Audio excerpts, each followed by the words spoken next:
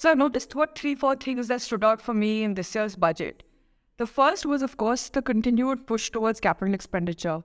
There is a strategy of this government, and they're sticking by it, of saying how since capital expenditure has a multiplier effect on growth, to actually invest in capital expenditure, and that is clearly coming out in the budget numbers as well.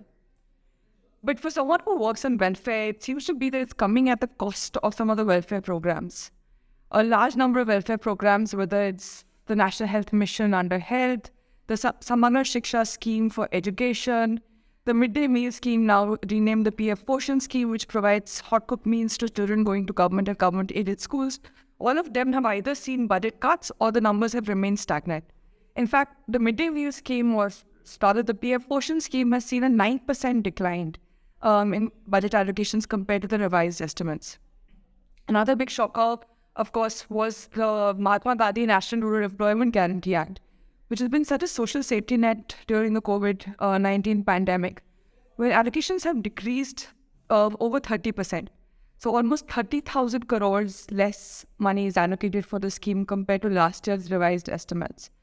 In fact, allocations for the scheme remain lower than even pre-pandemic, so even lower than financial year 2019-20. Now, while it may be argued that in some ways, of course, you do have a limited budget and cuts had to be made somewhere, the reason that I am surprised with some of the welfare cuts is that many of these sectors have actually remained neglected even during the pandemic. So with the exception of NREGS, or rather Mahatma Gandhi National Rural Employment Guarantee Scheme, most of the other sectors, whether it is education, whether it is even the midday meal scheme, they were neglected even during the pandemic. And that time, of course, there was the idea that you need to prioritize the limited resources. So focus should be on health, should be on social safety nets.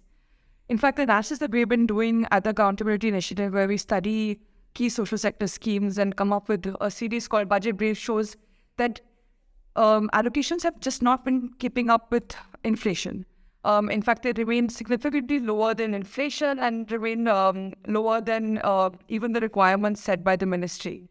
So in such a period where it's not something that is just new, it's not just a pandemic phenomena that has seen this change, it is a little worrying about the welfare programs.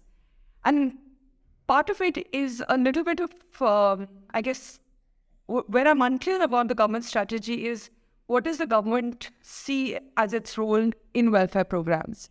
Because if it is that the focus should be on capital expenditure and welfare should be limited, then I think the number of centrally sponsored schemes that the government is running should also decline. On a positive note, I think two things that really stood out related to welfare that came out quite clearly in the budget. One was, of course, this push on youth.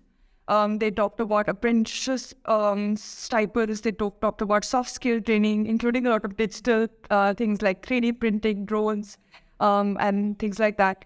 That was really interesting.